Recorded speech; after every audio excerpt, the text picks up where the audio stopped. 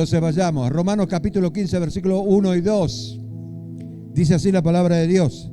Así que los que somos fuertes debemos soportar la flaqueza de los débiles.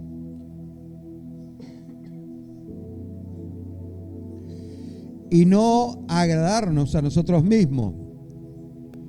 Cada uno de nosotros agrade a su prójimo en lo que es bueno para edificación. No saltemos nunca esta palabra, para edificación.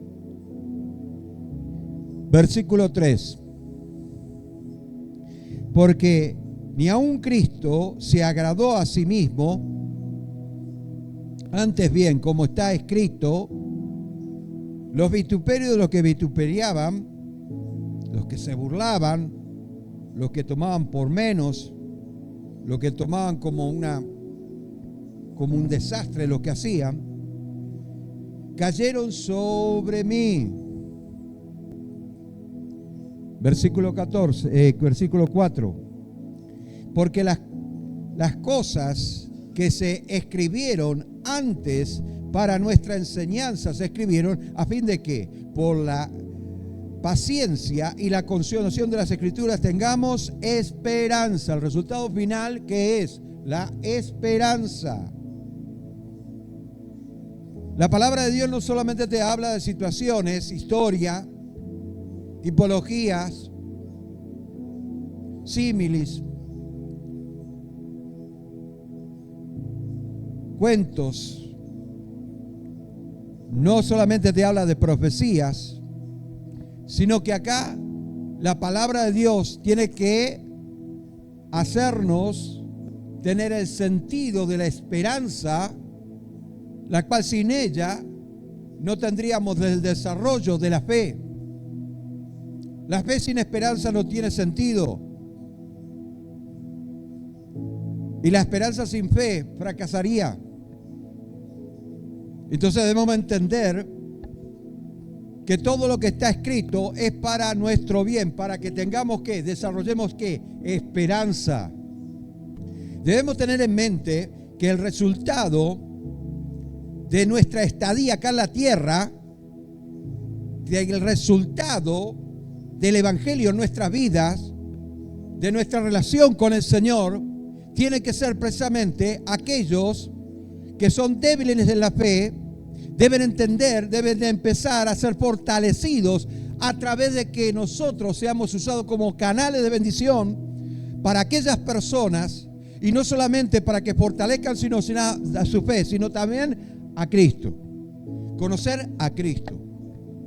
No podemos fortalecer la fe de los demás sin primero conocer las bases principales de la obra de Jesucristo. Es por eso que estoy totalmente en contra de que se enfatice en personajes bíblicos del Antiguo Testamento sin llevarlo a Cristo primero, porque esto resultaría en herejía. Exaltaríamos al hombre y no a Dios. El propósito de Dios desde Génesis hasta Apocalipsis es revelar la obra que Él hizo, que en el Antiguo Testamento prometió y que en el Nuevo Testamento fue hecha realidad a través de Cristo. Entonces, cuando prediquemos la palabra de Dios, exaltemos a Cristo en nuestras bocas y nuestro ser, para que esa palabra se vuelva rema y puedan entender las demás personas la obra de Cristo. La obra de Cristo es fundamental. ¿De qué me sirve a mí a predicar de Abraham cuando en realidad tengo que exaltar al autor y consumador de la fe? No a aquel que tuvo la fe, sino al autor y consumador de la fe. Y después hablar de Abraham. Entienda, ese es un principio que todos tienen que llevar. ¿Acaso no es una cuestión de impresionar a la gente, de dar palabras bonitas y de ser una linda prédica mambrena? Eso no tiene que ser así. En realidad, lo que tenemos que hacer es tratar de que los demás se fortalezcan a través de la palabra. Pero la palabra bien dicha, el verbo de vida. Transmitimos eso. Pues en la carta a los Romanos nos habla precisamente de esto. En el capítulo 15, precisamente Pablo se esforzaba para hacer entender a muchas personas que quizás estaban siendo engañadas por judíos que predicaban a un Dios y era muy bonito, pero a un Dios que no lo dejaban predicar. Yo puedo hablar de una persona sin conocer a esa persona.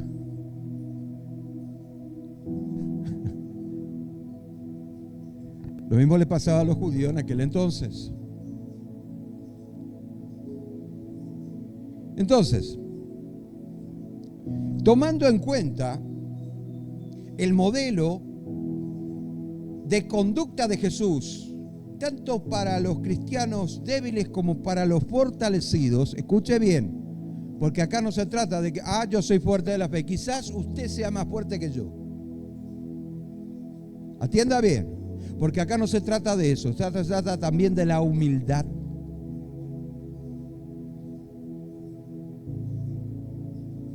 La humildad trasciende todas las fronteras. Es por eso que Dios resiste a los soberbios y da gracia a los humildes.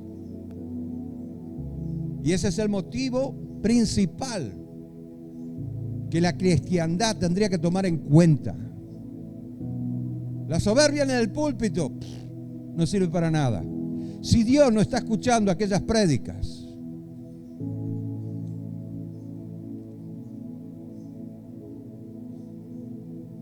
pero cuando nosotros empezamos a entender que la gracia viene a través de la humildad,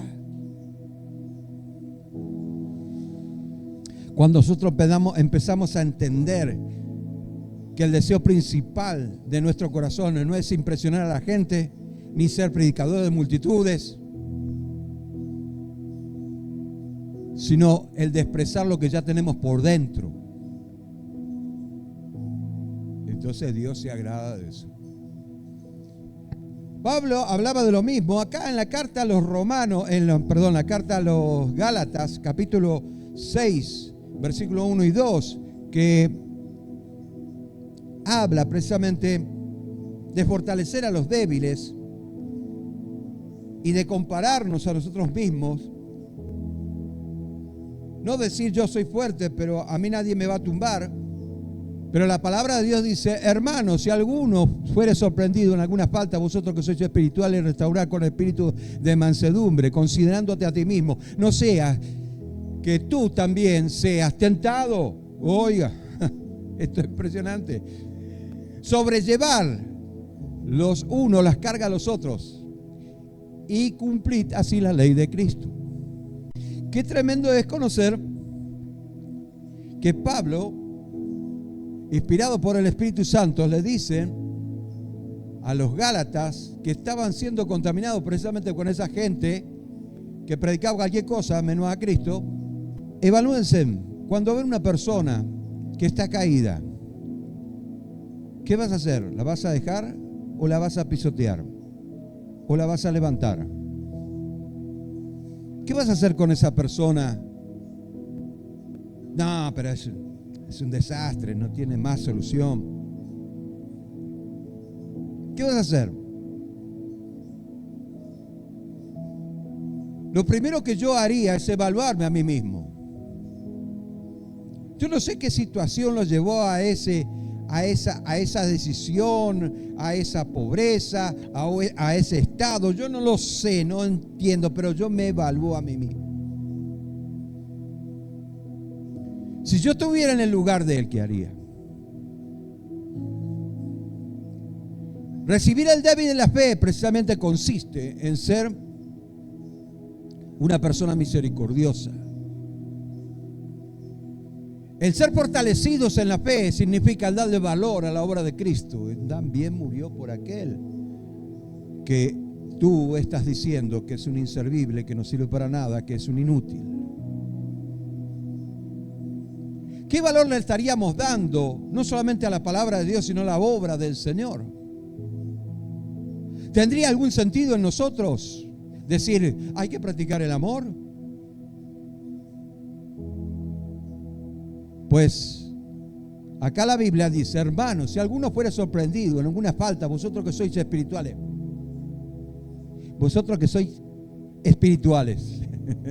restaurad con espíritu de mansedumbre. Cuando habla de espíritu de mansedumbre, no habla de otra cosa que no juzgar a las personas. No quiere decir que no juzguemos. Ojo, hay cosas que nosotros debemos poner en la balanza. Estamos, ¿no es cierto?, calificados para juzgar a otro. Hemos pasado por la misma situación para darle un consejo. Cuando le estamos dando un consejo, en realidad estamos juzgando.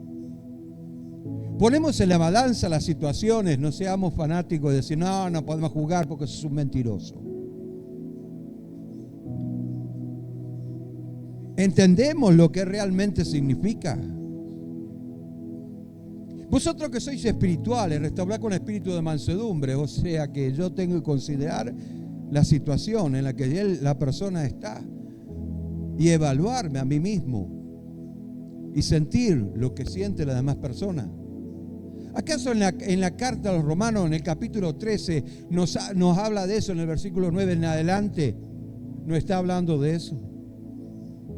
Pablo le está diciendo a aquellos que se sienten, ¿no es cierto?, fortalecidos en la fe, que restauren con espíritu de mansedumbre. Aquellos que ustedes ven que de repente pasaron por las mismas situaciones, ustedes pasaron por las mismas situaciones en las cuales esa persona está pasando.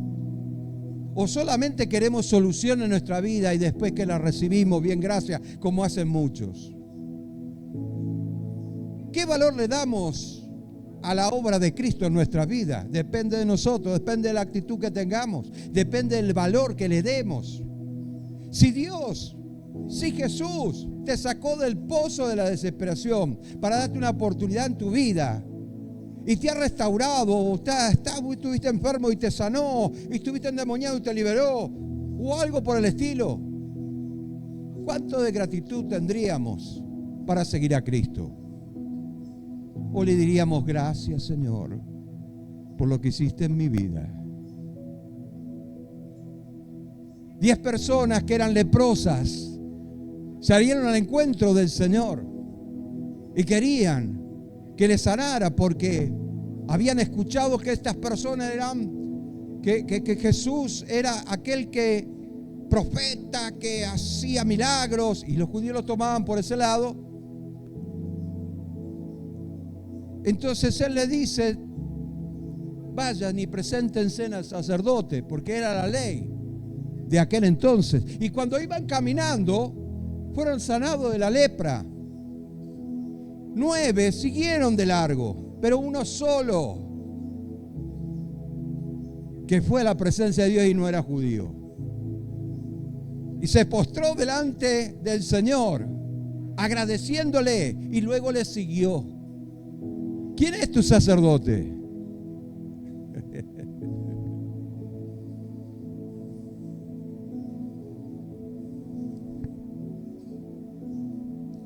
Debemos entender lo que la palabra de Dios nos enseña.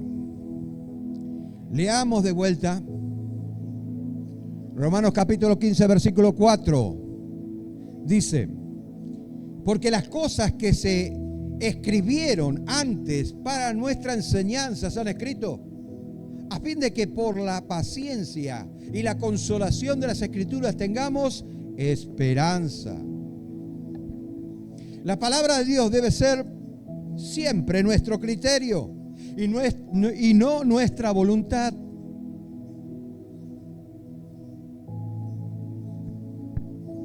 En otras palabras, las Escrituras deben ser para el cristiano la regla que se aplica para tomar decisiones y determinar una verdad.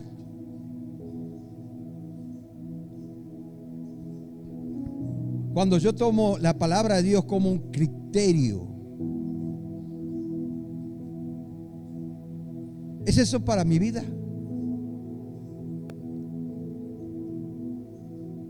¿O estoy hablando para más que por la necesidad que estoy pasando?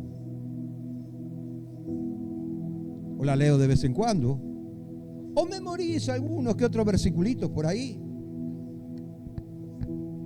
Pues la palabra de Dios tiene que ser tu criterio, porque ella es la que tiene que producir esperanza.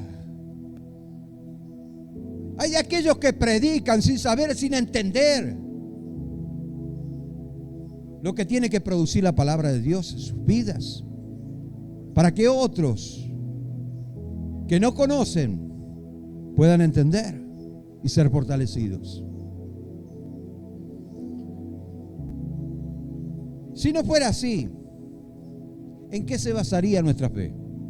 A ver, muchos basan la fe en la política, otros basan la fe en las costumbres, otros basan la fe en imágenes, otros basan la fe en santitos, otros basan la fe en personajes. En mi país, el Gauchito Gil. ¿Y de dónde salió ese? ¿Quién fue? Un Juan de los Palotes igual que vos, que se hizo del Santulón, que fue usado por el diablo.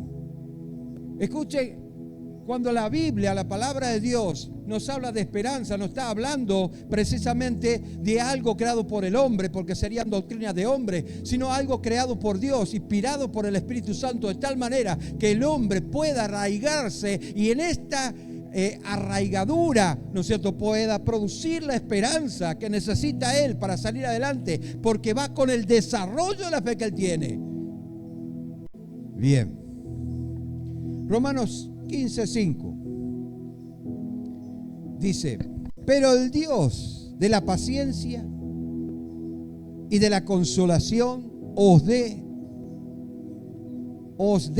entre vosotros un mismo sentir según Cristo. Y acá la palabra clave es un mismo sentir. Ahora, ¿qué tiene que ver con lo que hablábamos recién? Sí tiene que ver, porque la palabra de Dios tiene que producir ese sentir. Nuestra fe, nuestra esperanza. Si no tenemos un mismo sentir, pues no seríamos iglesia. Si no teníamos ese mismo sentir, pues no seríamos cuerpo de Cristo. Si no tendríamos ese mismo sentir, diríamos, como muchos dicen, desconociendo la palabra de Dios: no hace falta ir a la iglesia. Creo que Pablo ni siquiera se preocuparía en poner esta palabra. Claro que tengo mucho más argumento como para decirlo.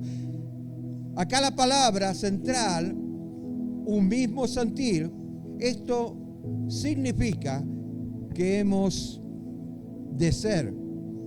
No significa que debemos ser exactamente iguales. No significa eso. Unidad no significa uniformidad.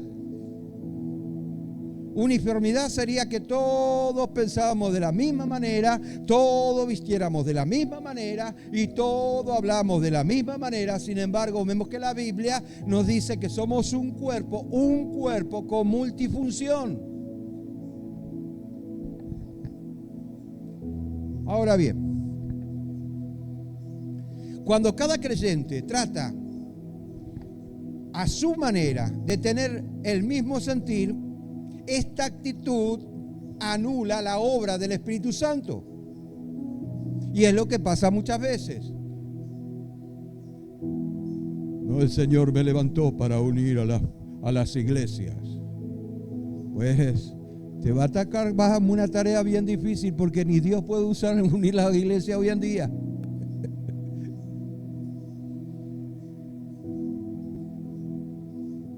Hay muchos criterios extrabíblicos.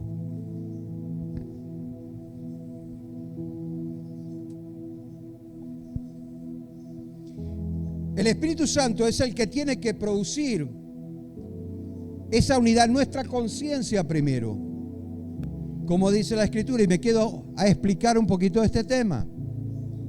Filipenses capítulo 2 versículo 13: porque Dios es el que en vosotros produce así el querer como el hacer por su buena voluntad. Dios es el que produce. ¿Qué tengo que hacer para producir algo? Como el unirme con otras personas, o que todas las otras personas tengan la misma manera, como dice la palabra de Dios, la mente de Cristo. ¿Qué debo hacer? Pues la única forma ¿no es cierto?, bíblica que vos podés hacer para llegar a ese estado es que busques y recontrabusques la presencia de Dios.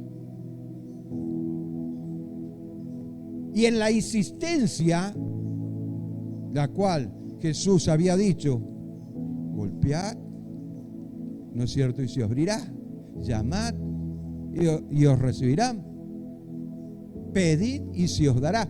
O sea, en la insistencia de querer más de la presencia de Dios, Señor, yo quiero sentir la presencia tuya, yo quiero sentir, Señor mío, Dios mío, yo quiero que tú me des la gracia, yo no quiero coche, no quiero nada de eso, yo quiero que tú me bendigas con cosas espirituales. Yo sé que consecuencia de la presencia de Dios, jamás el Señor te va a dejar abandonado.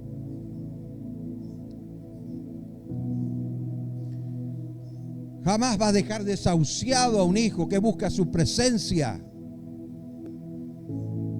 Lo que pasa es que interponemos, ¿no es cierto?, nuestra necesidad con nuestra relación con Dios. Y en vez de adorarle, le pedimos, y como que Dios cierra sus oídos y está ahí.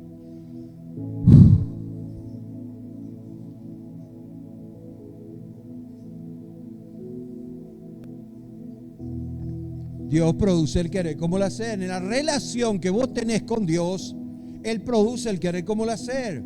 Él te habilita para que vos puedas obtener lo que necesitas, como consecuencia de haber buscado su presencia. ¿Estás llorando a la presencia de Dios? Cuando te arrodillás, clamás a Él de tal manera que te quedás afónico.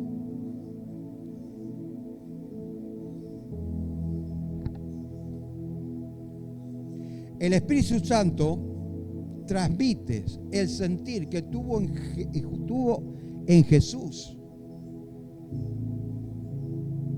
Esto es lo que crea unidad. Por eso es que hay tantas divisiones. Porque predican a Cristo sin dejar que Él predique. Porque hablan de las promesas sin experimentar la comunión con el Espíritu Santo. Porque hablan de la unción sin conocer la unción. Porque hablan de los milagros cuando en realidad no están viviendo de acorde a lo que están experimentando en la esfera espiritual. Y esto no es juzgar a nadie. Esto es ser realista. Yo no quiero predicar a Cristo si no siento nada.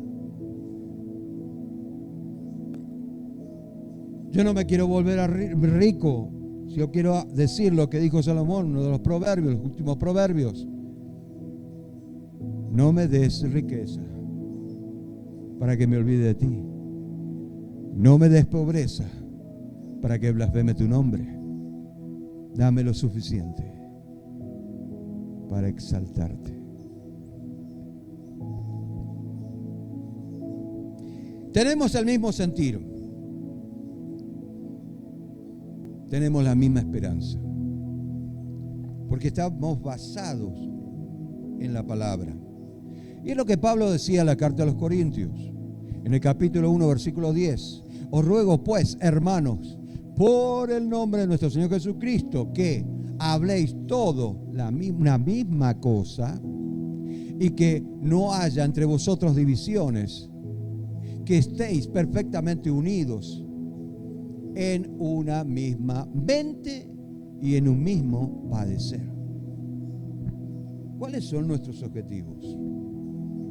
Cuando tenemos un lenguaje diferente, es porque tenemos una intención diferente. Cuando tenemos un lenguaje que se basa más en lo material, es porque estamos poniendo nuestra esperanza en lo material. Cuando tenemos un mensaje de miedo y de terror, es porque no tenemos un buen desarrollo de la fe y estamos confiando más en las situaciones que en Dios. Debemos aplicar eso en nuestra vida. Esta es la meta que debemos tener nosotros los cristianos. Es la meta.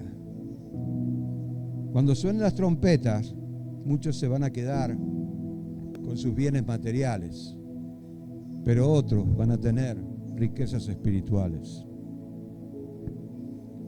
Y esta es la meta que debemos alcanzar. En Romanos capítulo, ya estamos terminando, en Romanos capítulo 16, versículo 1 y 2, dice lo siguiente, ya pasamos a otra cosa, ya para ir terminando. Os recomiendo además a nuestros hermanos, a nuestra hermana Febe, la cual es diaconisa de la iglesia de Cencrea, que la recibáis en el Señor, que es digno de los santos, y que la ayudéis en cualquier cosa en que necesite de vosotros, porque ella ha ayudado a muchos y a mí mismo. Gloria a Dios. Muy bien. Entonces, en el capítulo 16, Pablo hace una gran lista de salutación a los hermanos y hermanas y a los parientes, pero pone en la primera lista, pone a Febe. ¿Quién es Febe? Una diaconisa.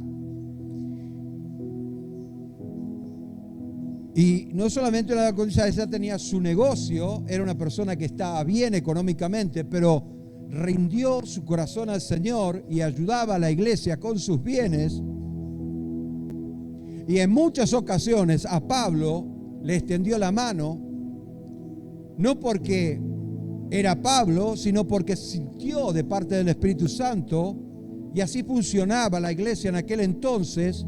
En el primer siglo de la iglesia era el Espíritu Santo que tomaba dominio y control de la situación, tanto económica como espiritual, como en todos los sentidos. Era el Espíritu Santo.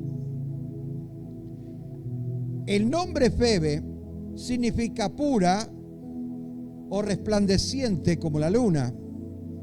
Eso significa. Pablo la llama no solamente sierva, sino ayudadora de muchos. Y Febe fue quien llevó la carta a los romanos, a la iglesia. Entonces él le da una lista de todas las personas que él conocía para que cuando llegue sepa a quién darle la carta a los romanos. Y de esta manera, si ella necesitaba una ayuda, le pudieran brindar. Ella tenía que irse a Roma porque, bueno, le quedaba bien el hecho de que vaya a Roma precisamente por su trabajo.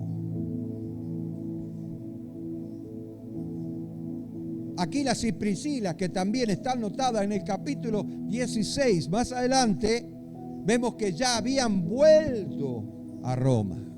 Ellos salieron de Roma y volvieron de vuelta. Hechos de los Apóstoles capítulo 18 habla de eso.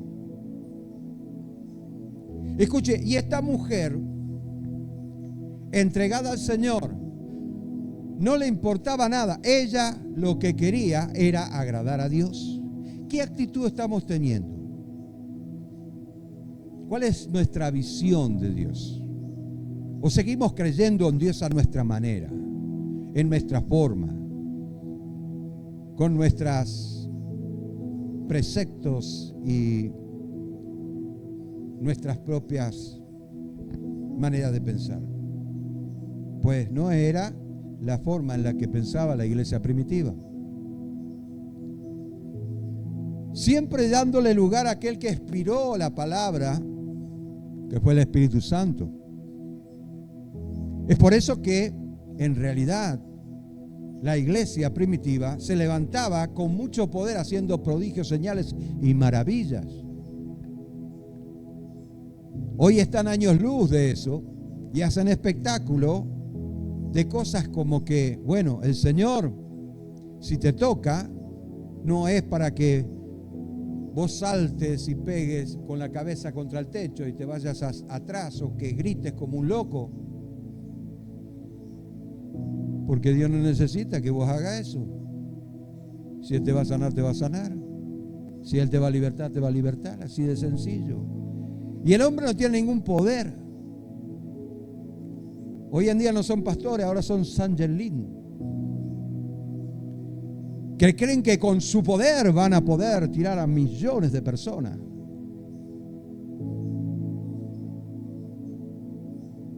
Pero miren lo que se ha creado en la iglesia hoy en día, que el factor preponderante en la iglesia es la atención que puede tener al profeta, al apóstol o a quien sea que esté acá adelante. Cuando en realidad aquel que está predicando la palabra os tiene que dirigir hacia Cristo. Esté fuerte en la fe, no aquel que demuestra, sino aquel que no cree ser nada, pero que tiene el deseo de ser usado por Dios.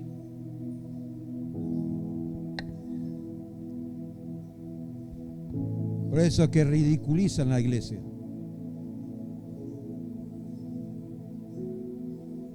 Entonces Pablo la llama sierva, aquella que va a llevarlos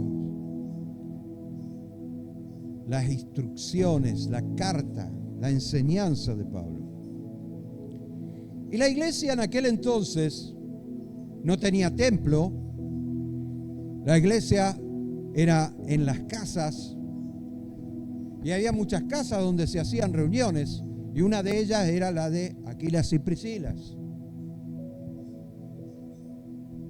Esta mujer cumple proféticamente lo que la palabra de Dios nos enseña en el Salmo capítulo 68, versículo 11.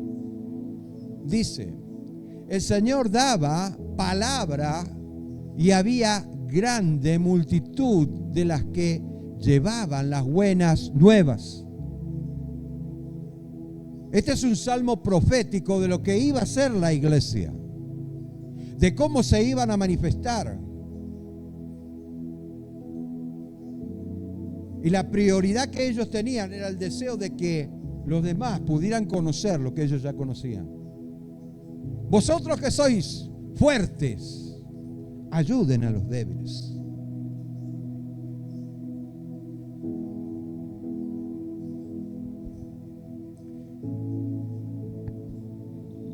Y en el capítulo 16, seguimos en el capítulo 16, en el versículo 3 al 16, ahí está la salutación de Pablo a los romanos, con el propósito de dar a conocer que Febe iba en nombre de, y que iba dirigido a tal persona o a tal persona para que llegue la carta y de esta manera se difunda en todas las iglesias en Roma, asegurando de que de esta manera pudiera caer en buenas manos y de esta manera puedan dar las enseñanzas que corresponden conforme a lo que Pablo había escrito. Entonces, Aquilas y Priscila habían vuelto a Roma y ellos tenían en su casa las reuniones. Fueron ellos las que también alojaban a Febe, de tal manera que Febe pudo realizar la encomienda de Pablo. En Romanos capítulo 16, versículo 3, de 3 en adelante, dice: saluda a Priscila, a Aquilas y Priscila, a Priscilas y Aquila, mis colaboradores en Cristo Jesús, que expusieron sus vidas por mí, los cuales no solo yo doy gracias, sino también toda la iglesia de los gentiles. Él quería hacer conocer a todos los hermanos de la iglesia en Roma. Saludad también a la iglesia de su casa. Aquilas y Priscila habían abierto sus puertas para establecer una iglesia ahí. Saludad a Epeneto, amado mío, que es el primer fruto de Acaya para Cristo. La labor de Pablo era gigantesca, monumental. Yo quisiera tener nada más que el 1% de lo que él hizo. Y de cómo él se preocupaba, no por predicar nada más el evangelio, sino de hacer discípulos y que los discípulos pudieran predicar con otros y hacer conocer a Cristo a las demás personas. Su preocupación no era solamente predicar el evangelio, sino el de hacer discípulos. Ahora, vayamos al versículo 17 y al 19.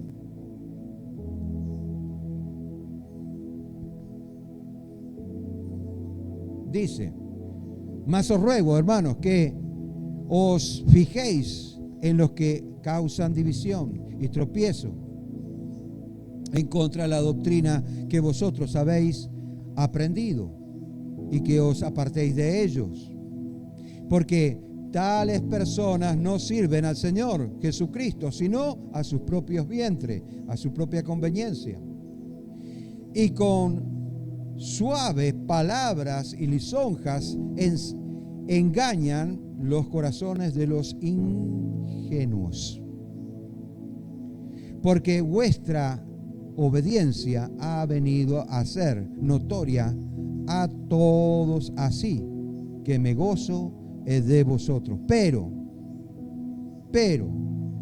quiero que seáis sabios en el bien e ingenuos en el mal. Bien, perfecto. Entonces Pablo no le está hablando a una iglesia desobediente, no.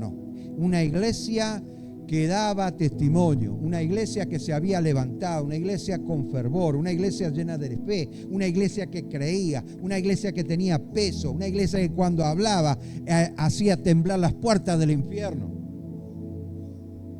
Pero dice: tengan cuidado, porque entre ustedes hay muchas personas que causan división, que están predicando cualquier cosa. Y en aquel entonces era más fácil engañar a las personas porque no tenían la Biblia. Ni había capítulos, ni había versículos, simplemente libros. Y era más difícil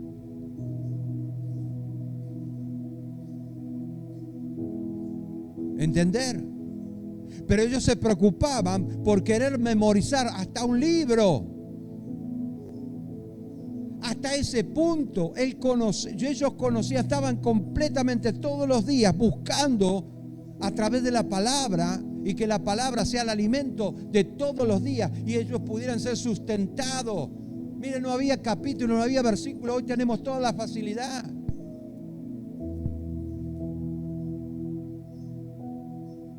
Ellos no pueden decir en el versículo fulano de tal. Tendría que recorrer la historia y memorizar todo un libro para narrar una historia. Y los primeros apóstoles conocían la Biblia de memoria.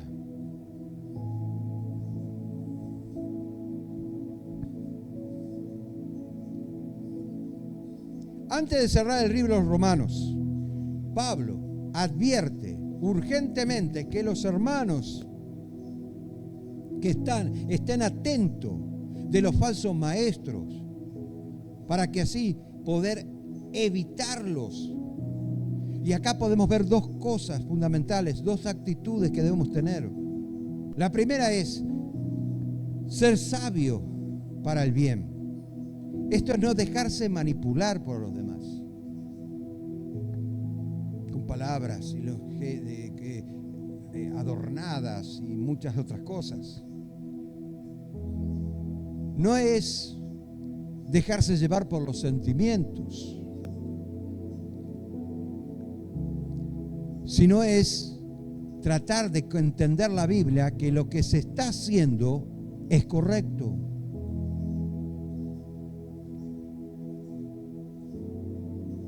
Que no hay forma, ¿no es cierto?, de refutar algo tan tremendo y tan imponente como la palabra de Dios.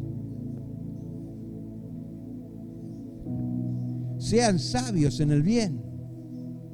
Y el segundo sería, e ingenuos en el mal. Es ser inocentes a la hora de cometer algo que está mal. En otras palabras, es tener temor de Dios.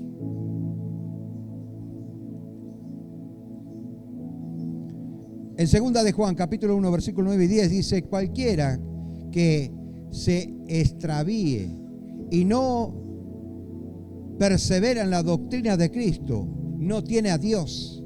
Y el que persevera en la doctrina de Cristo, ese así tiene al Padre y al Hijo. Y si alguno viene a vosotros y no trae esta doctrina, no lo recibáis en tu casa, ni le digas bienvenido. Porque el que dice bienvenido participa en sus malas obras. Yo conocí hace mucho tiempo un español que decía, él estaba en todo, en todas las reuniones habidas y por haber, estaban todas. Si los testigos de Jehová hacían una reunión allá, él estaba ahí. Si los mormones estaban, él estaba ahí. Y él siempre decía, me gocé con los testigos de Jehová, me gocé con los mormones, me gocé con los evangélicos. Pero yo le hice una pregunta: ¿tenés rumbo? ¿Será que estás entendiendo la obra de Dios? ¿Por qué estás mezclando todo? ¿Porque querés saber más? No, porque te vas a confundir más. ¿Por qué no va dirigida tu esperanza y la relación que querés tener con Dios a la palabra de Dios? Y con aquellos que predican la palabra de Dios.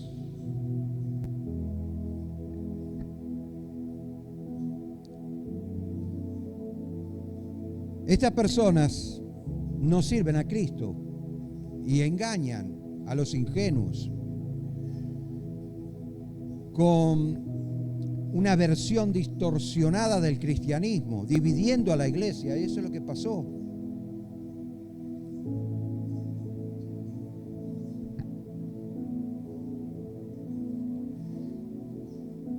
No está de más la exhortación que hizo Pablo al estar alerta de los falsos maestros para no dejarnos engañar y evitarlos, para que esto no produzcan divisiones y tropiezos en la fe, a permanecer firme en la verdad. Pero solo podemos entender esta exhortación a medida que comprendemos quién es el Señor, qué hizo por nosotros, cuál es la salvación. Y solo podemos entender esa exhortación a la medida que creemos en la obra de Cristo. No podemos entender otra cosa. Por eso que al principio dije, hay muchos que predican cualquier cosa, pero no tienen bien claro la obra de Cristo en sus vidas. Ahora, yo te hago algunas preguntas. Quiero que atiendan bien. Y no quiero que me respondan, pero quiero que te respondas a vos mismo. ¿Crees que Jesús, como tu Señor y Salvador? Una pregunta. ¿Crees que solo por la sangre de Cristo eres perdonado, justificado delante de Dios? ¿Crees de todo corazón que Cristo vendrá en gloria a juzgar a los vivos y a los muertos? ¿Crees que cuando Él venga te tomará para que estés con Él para siempre? Pues si esta es tu expectativa y esto es lo que realmente crees en el Señor, porque está basado en el Nuevo Testamento y en la experiencia que tuvieron los apóstoles en aquel entonces, y era lo que predicaban los apóstoles, haciendo una exégesis de todo lo que es el Nuevo Testamento, da como resultado estas preguntas. Si verdaderamente crees, entonces esta exhortación es para vos y no para otros. Y Dios de paz aplastará dice, y el Dios de paz aplastará en breve a Satanás bajo vuestros pies. Bajo vuestros pies. O sea, te va a dar autoridad sobre toda fuerza del enemigo. La gracia de nuestro Señor Jesucristo sea con vosotros. Esta es la promesa que te hace el Señor. Si tienes bien en claro lo que Él hizo. Por eso es que la iglesia no estaba funcionando como funcionaba al principio del siglo. Por eso que la iglesia no hace tantos milagros como hacía antiguamente. Tanta distracción hubo que se alejaron de los propósitos de Dios. Lea la carta a los romanos y entérese. Haga, ¿no es cierto?, de la carta a los romanos la base principal o el pilar principal de tu fe.